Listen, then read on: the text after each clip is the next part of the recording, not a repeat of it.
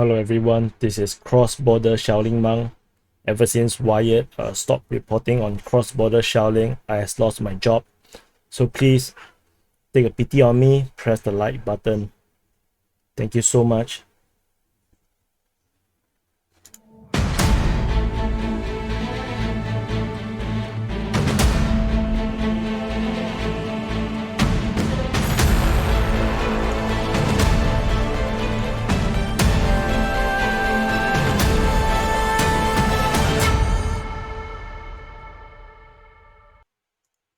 Hello everyone, this is Defense Politics Asia, and this is the summary for the Ukraine war for the day of 179. Sorry, wrong date. 180 for the 22nd of August. So forgot to change the dates. So it is starting to seem like it becoming a tradition to start off with some weird statements coming out from Ukraine. The Ukrainian Verkhovna Rada, their parliament deputy, proposes to confiscate Russian gas going through Ukraine. So Verkhovna Rada deputy Dmitry Razumov proposed to confiscate and steal gas going through Ukraine. The gas that is transported through the territory of Ukraine is Russian, which is Russian gas. Up to the border with Europe is Russian gas. And what are we doing legally? We can confiscate it. So I see this I think this is a threat from the Ukrainian side, threatening the Western powers that they can do more to make the Ukrainians suffer more. Make the Europeans suffer more if they do not provide Ukraine with more things that the Ukrainians want. Let me just So for example, more weapons, more ammunition, or more money, or whatever. So the Ukrainians are not very happy with some of the things, the lack of actions from some of these NATO or Western powers, especially Germany. And this, in my opinion, looks a lot like a directed attack towards Germany. So let's see. And then there's also another very interesting development or statement. So there is this I believe this is coming from the Americans. They said that large amount of long-range anti-aircraft systems as well as full umbrellas of short-range air defense systems are amassed in Belarus, all in range to cover Ukraine. So the Belarusian airfields are showing high Russian armed forces activities, and this suggests that the Russians are preparing for a large-scale air attack on Ukraine. So the US is also suggested that the Russia is preparing for something big, a big attack on Ukraine. This is from ASB military, and in a later post on their Telegram channel, they actually they added more information. They say that over the satellite imagery, definitely there are unusual activities in Belarus. So they, however, whoever is the one that actually wrote this, because I'm not sure if actually it's the writer of the ASB or they are quoting or translating from somewhere else. They say that, but no, they do not see a clear indication that the Russian armed forces is going to attack Ukraine, not yet. So the Belarusian military convoys were spotted all over the country, are carrying equipment to different airfields, and they can confirm unusual activities at the Zaporizhzhia airfield, which is 40 kilometers from the Ukrainian border. And they also saw 12 times S-400 system. So I really don't know where he saw all these things. With around 40 missiles for them, likely to deliver based on logistic reports from Belarus. And this is in accordance to them, an unreal amount of S-400. Definitely not something normal to fill in one place. So 12 times S-400 system, 40 missiles. Yeah, because each S-400 have 4 missiles, so that is 48. Okay, per mass. So, or they say around, yeah, around. So, yeah, probably 48 missiles for 12 S-400 systems. So yeah, usually you do not put S-400s close together. Anyway, and multiple Kasta 2E2 for the 8Y6 Port Leod radar. I actually don't know what the hell is this, and has been deployed, and the 2x Pencil S1 system has been put in service at the airfield. So if this information is true, then we might see a restart of the Northern Front, because there is no point going on an air offensive all around Ukraine, taking the risk of getting shot down, all the aircraft, and then you have no ground offensive. Then it's just for moot, for nothing.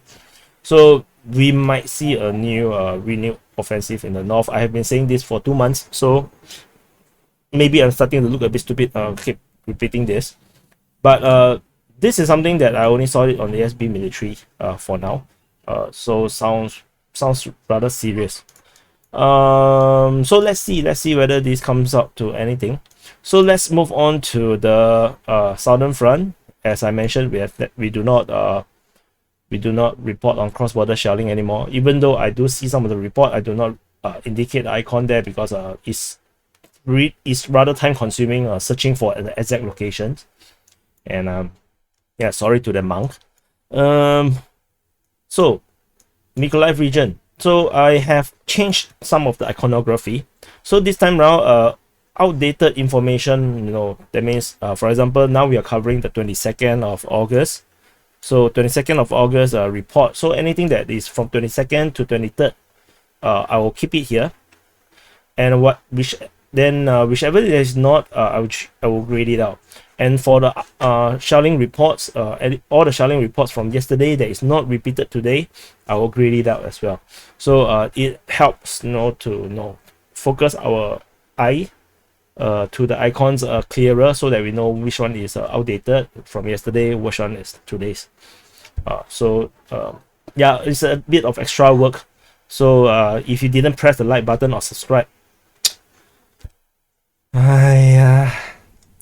okay, so first thing first, the Russian Ministry of Defense made a very interesting statement. They say that as a result of an offensive in the Kherson-Mykolaiv direction near Oleksandrivka, the Allied forces, which is the Russian forces, have eliminated the units of the 28th Mechanized Brigade of the Ukrainian Armed Forces and reached the administrative border of the Mykolaiv region. 36 square kilometers of Kherson region has been liberated. So given that previously we have mapped ourselves, or rather mapped the Russian control area all the way to Luparevi, is obviously that all this region is definitely we have no idea where is the front line. So perhaps the Russians have pushed forward to the edge, all the way to this edge of this Mykolaiv and Kherson border, this one. So we can kind of map this a bit. Let's see how big is this. For example, let's say they control this. So this is around 53 kilometers square. So 36 kilometers square. So they are actually, let's move this a bit more. We can actually kind of see where they are talking about. So maybe this amount 36 already? 24 kilometers, like this. So 36 sounds a lot. So maybe here. Oh, sorry, I was looking at the wrong place. So yeah, 40 kilometers square. This around there. So that means that they have actually crossed the river here, and they have captured all this territory all the way to the border region here, just off Luparev. So yeah, so we kind of like corroborated this information here. So but you see, holding this position is actually not very viable, which I suspect that the Russians may actually push further to take Luparevi or even Limani, because this is wide open area previously, which means based on the information that they have captured, 36 square kilometers, means that they actually previously hold a position just on the eastern side of this river or the Solonets Lake. So if you push over to this side, you're actually more vulnerable. So likely that the Russians may actually continue to push further. And we can see that the bombardments have went a line of villages backwards. Previously, we have reported shelling at how do you pronounce this? Tavriske, Pribuzke, as well as Stepola Dolena. So now the today's report, the bombardments have went on to Limani, Ukrainka, and Shevchenkove. So they have pushed one line of villages back. So let's see, if this actually as a result of Russian offensive into the Mykolaiv Oblast. That's why they are not bombarding this area, but bombarding the line behind. There is a reported shelling at Myrne, and this reported shelling actually has not just the reported shelling, but this reported shelling have been for some time as well, for a month already. So you can see that since 29th of July, the Ukrainian MoD has already claimed control over Myrne due to reports of shelling in this position. So as a result, I have gave the position to the Ukrainians, give them the flag, and then changed the front line to reflect that Myrne is actually under the Ukrainian control. So moving up north, we have the official announcement from the Russian Ministry of Defense on the capture of Blahodatne. So yesterday we have reported that Blahodatne has been captured based on information coming from the pro-Russian source Ryba. Today, the Russian Ministry of Defense actually announced officially that Blahodatne has been captured. I have no idea why the Russians suddenly do this. Blahodatne is a really small town. So are they going to start reporting every single small town or village that they capture? I don't think so. This might be just yet another announcement. It could be for some information warfare purposes. It could be an announcement of a renewed offensive from the Russians over here at the southern front. We have no idea. So the previous name of Blahodatne is actually Komsomolskoye. So which is why they said in their report that Komsomolskoye has been liberated, and then they have advanced 3 kilometers into enemy territory in this direction, and a total of 12 kilometers square has been liberated. So 3 kilometers is around here. So yeah, probably arrive at this water area here, this canal. This looks like a canal, right? So likely that they have already moved to this canal area, and they have captured this region here, which is 12 kilometers square. So around there. So because they said 12, right? So that one I marked out around 16. So around there. So actually push this back to the canal here.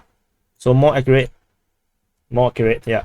So let's see whether the Russians will actually push on further, and we can see that they continue to shell Kherson-Mykolaiv and Kyiv Neve. So over here, I'm not sure if they will actually want to move on to capture this position as well, since they are already here, and then follow through all the entire canal, capture all the villages south of the canal. Not sure. Yesterday I hypothesized that maybe Shiroki has been captured. It's not, because the Ukrainians actually reported shelling over at Shiroki. But then maybe Lyubimne has been captured. So let's see how this goes. So shelling, as reported, some of them are deeper because this might be these are reported to be depots, missile and artillery depots. So some of them are actually command posts. So which is why you will see some of these deeper shellings reported. Over here in the Davydiv Brid Front, the Russian forces, the Russian Ministry of Defense reported that Blahodativka, so something wrong with the map. Blahodativka has been dislodged from the Ukrainians, and it is kind of weird because we have always mapped this as under Russian control. So which means that this is under Ukrainian control. So this is a question mark, and is the way how they write it? Enemy is dislodged from this location. Is this a capture? So I'm not sure. So this is a question mark, and so I also don't know how to change the front line, because I also not sure, what is the significance of this statement by the Russian Ministry of Defense. So maybe this is Ukrainian control, maybe it's not. So let's wait further and see, what is it, what is the actual situation around here. Bombardment continuing on Novoandriivka and Lozove. So which also suggests that if this is captured by the Russian forces, based on what the Ministry of Defense of Russia seems to suggest, then maybe we will see a continued offense over at Andriivka and Lozove. The disputed area here, I still don't know what's happening, so let's leave it as it is. So over at the Kryvyi Rih Front, this is Kryvyi Rih city. So Kryvyi Rih Front, Ivanivka, I have give it to the Ukrainians, because similarly, since the 29th of July until today, they are still continuing to claim that Ivanivka is under Ukrainian control, which means that it's likely to be under Ukrainian control, which is why it's given to them, and shelling is reported at Ivanivka based on the Ukrainian Defense Ministry report. And the entire front line is also getting shelled all the way from Osokorivka all the way to Potomkaine. All these front line bordering settlements are all attacked, and we also have an attack on Zelenodolsk based on the Rybas report. So that's all from the southern front. Moving on to Zaporizhzhia. So at Zaporizhzhia region, we still continue to have reports of shelling at Zaporizhzhia nuclear power plant, and this time round is reportedly, so not confirmed, reportedly using HIMAS. So HIMAS is supposedly to be quite accurate, so I'm not sure what exactly they are hitting.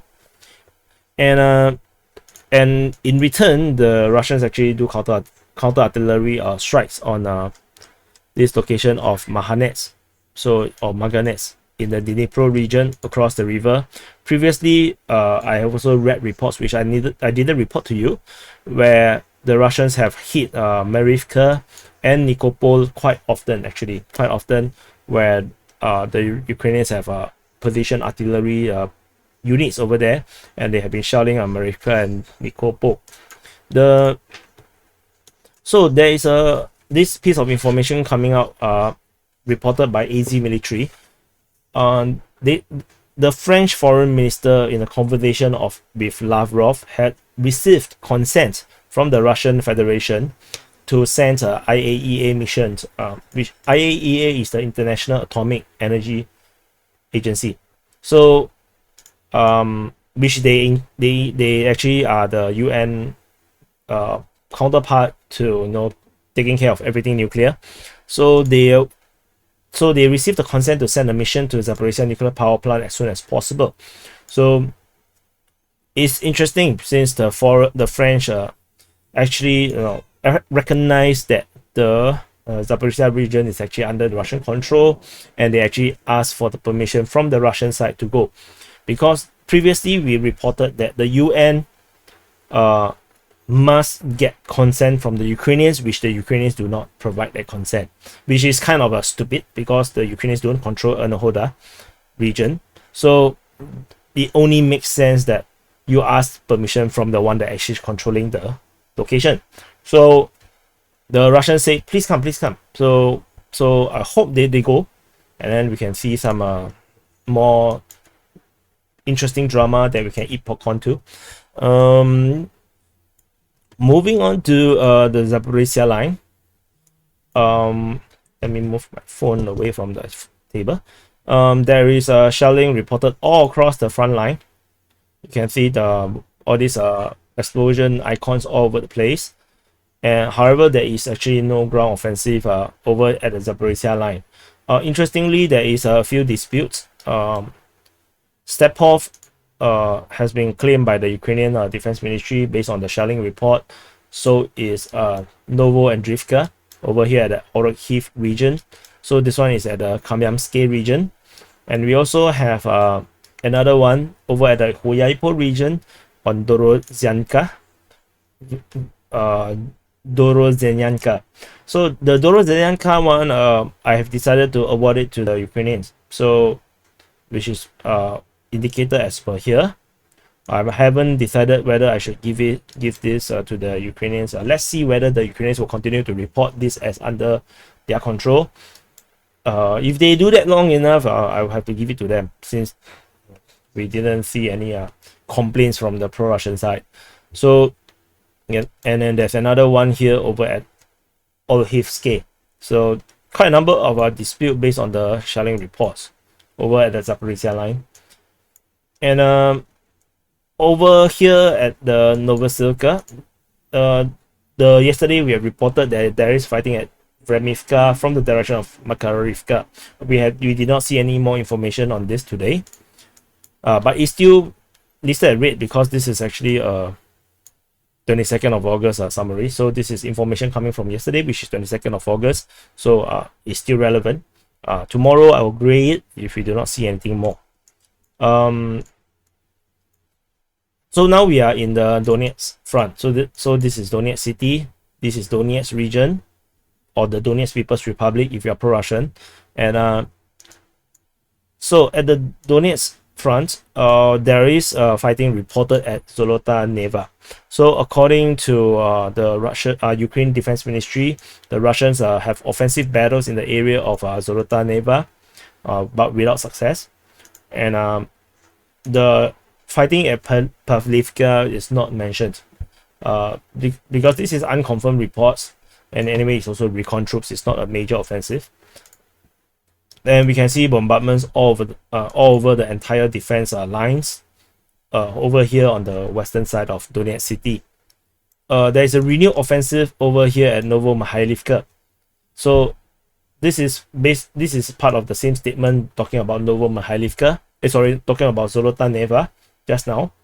And according to the Russian Ministry of Defense, they allege that there is a Ukrainian retreat from Novosilka. So according to the Russian Ministry of Defense, they said that the 2nd Mechanized Battalion of the 66th Mechanized Brigade of the Ukrainian Army has lost combat effectiveness as a result of heavy losses near Novosilka. And soldiers abandoned their positions and fled in an unknown direction. So this is a alleged retreat. And let's see if this retreat actually results in a capture. If it does, then this retreat information may actually be legit. So if not, then we do not know whether it's true or not. So there is also information on Myrne. According to the Russian Defense Ministry, they said that they have captured 75% of this town here now. This is basically a ghost town. This is purely used for fighting. Everyone is just here to fight. So there's no more civilians here. And so now I have changed the front line to mark it around 75%. So this is now 75% controlled by the Russians. And we continue to have shelling reports over at Myrne. According to the Ukraine Defense Ministry, the shelling is actually by airstrike on Myrne. So it looks like this is a very major push in Myrne, and I believe that it won't be long, maybe 1 or 2 days, Myrne will be announced to have been captured by the Russian forces. There is a reported fighting at Krasnohorivka. However, this is controversial because I have no idea which Krasnohorivka. So we have a Krasnohorivka over here, but there is also another Krasnohorivka here. So the Ukrainian Defense Ministry did not elaborate which Krasnohorivka is this. So I can only put a question mark. Otherwise, I will ignore the shelling reports because it's just too many of them, and it's just an everyday thing. So if it's relevant, I'll talk about it.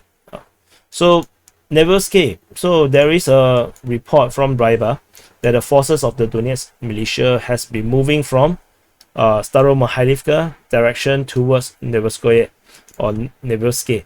So there is no other reports about fighting towards Novosilka except for this is the only one that we have for today.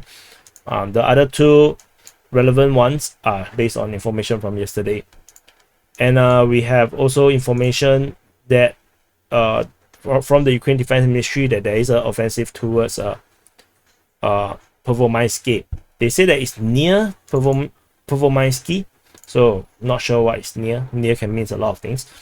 So and in this Pisky region as well, we have information coming out from the pro-Russian source Ryba that the 100th Brigade of the Donetsk People's Republic militia, after all the shelling going through here for some time, has begun to occupy the strongholds around the Donetsk Ring Road.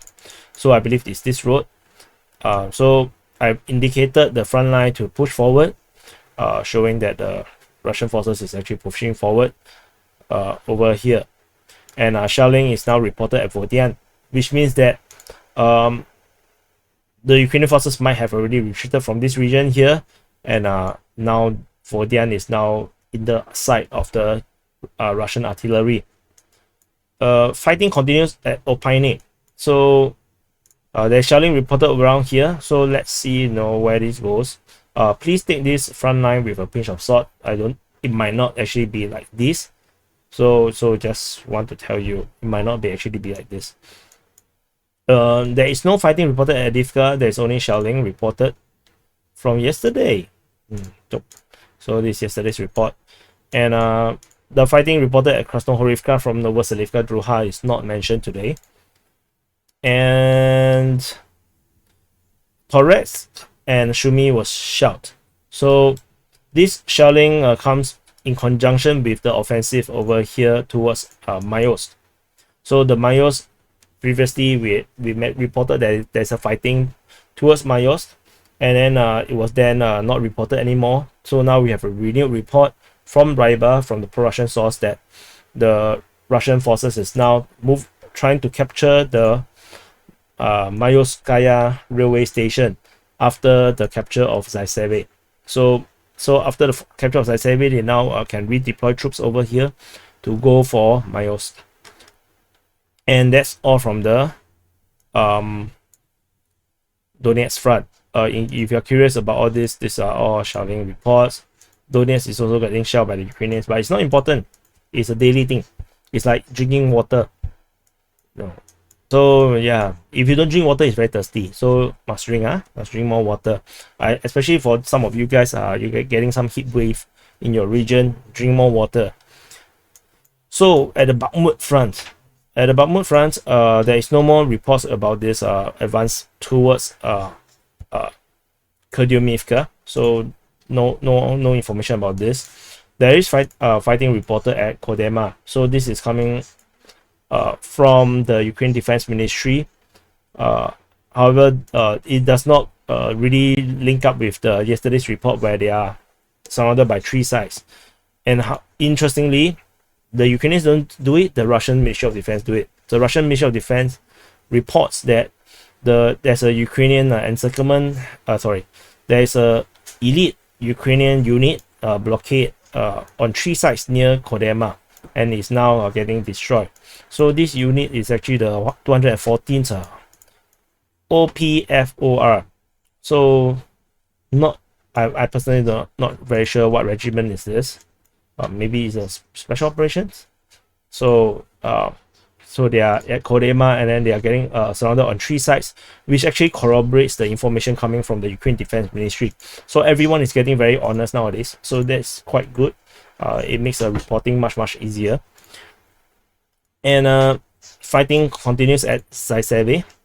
So both Ukraine and Russian Defense Ministry has been reporting that fighting is towards Zayseve. They are in the area. So you see, advanced very close to Zayseve, according to the Russian Defense Ministry. So they are not fighting in Zayseve yet, but they're getting very close. They are moving towards Zayseve. And bombardments are reported there. The fighting at Bakhmut is rather slow. They are currently, based on the latest information from Ryba, pro-Russian source Ryba, is that what they can confirm is that the eastern part of this street is controlled by the Russian forces, and they're currently trying to use artillery and mortar to attack firing points from the Ukrainian forces, including within the city centers. They have not launched a ground offensive towards the city center just yet. They are now holding up maybe on this side. So this side is definitely still under Ukrainian control, it seems. unless this road stretch on for very long. Yeah, stretch on for very long. So maybe this part might also be Russian control, since the report says eastern part of this street, Patrice Lumumba Street. So eastern part can mean a lot of things. It can mean here or here. So let's leave this as it is. We'll revisit this when we have more information. Soledar region. So at the Soledar region, fighting continues at Bakhmut, as well as Soledar.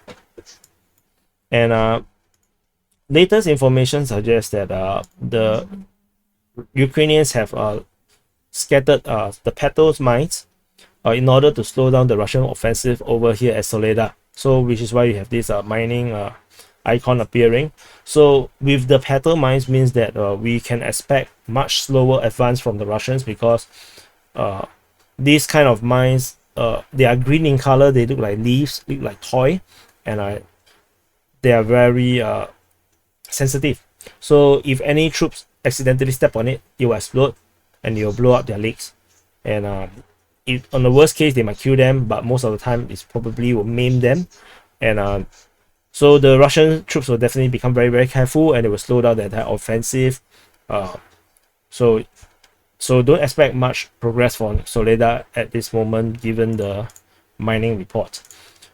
Yakovlivka fighting has flared up again. So there is fighting reported at Yakovlivka, according to the pro-Russian source Ryba.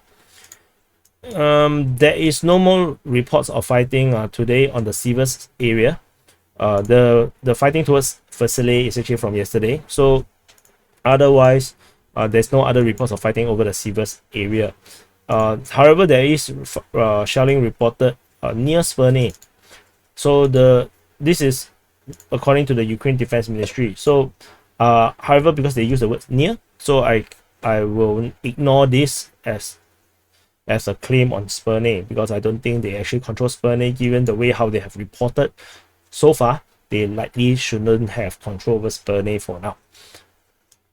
So that's all from the Sivas front. Moving on to the Izium front.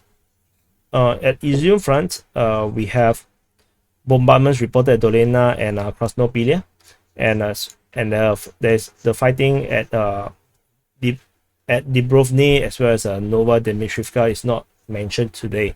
So this is the latest information. It's based on yesterday. We do not have any new information. You can see all the information has been grayed out. So some of these grayed out one, if they are too old like this, on the 18 one, I will be deleting it.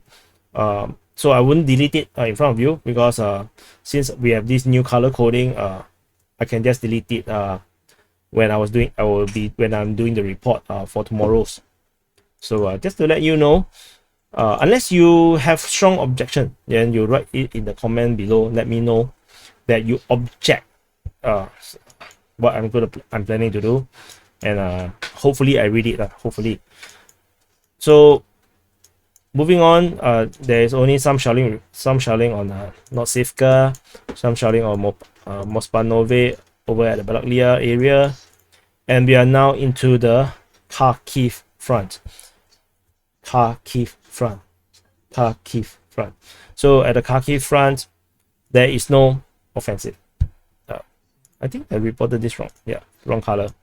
So there is a lot of shelling all over the Kharkiv region, especially all along the front line. We have at this Zamoravlivka as well as Stary Saltiv. We have some very deep, like Chuhiv, and this is like Rohan as well as Dokuchayevke. So some of this shelling is they only say shelling at this area. They didn't mention it's for what. For the Chuhiv one, is the attack because of ammunition and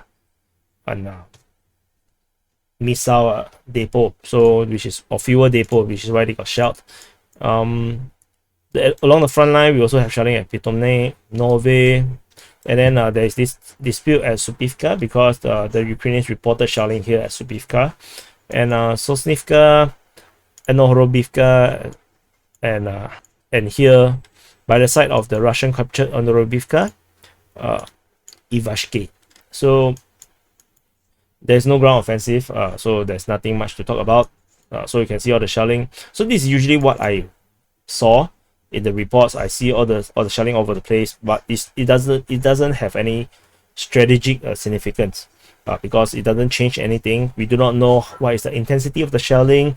We do not know what was shelled. We don't know what was destroyed. We do not know what is actually at the position of the shelling, which is why is too much presuppositions and too much assumptions, which is why I previously did not want to indicate. But since that we have already wanted to put all this information in, so I just indicate in. But you can see that when we do the reporting, as you look at the map, it's actually not that significant. So but since I already committed, so might as well just do it. So that's all. So that's all from the summary for the day of 180 for the 22nd of August. So I would continue to expect or hope and wish that you would press the subscribe button. I know easily half of you or more does not press the subscribe button, so please press the subscribe button. If you don't press the subscribe button, I cannot get new viewers. Have you ever considered that? So please press the subscribe button so that the YouTube algorithm will actually push this video to more new viewers, so that we can actually expand the reach. Because if you don't press the subscribe button, you will continue to be seen as a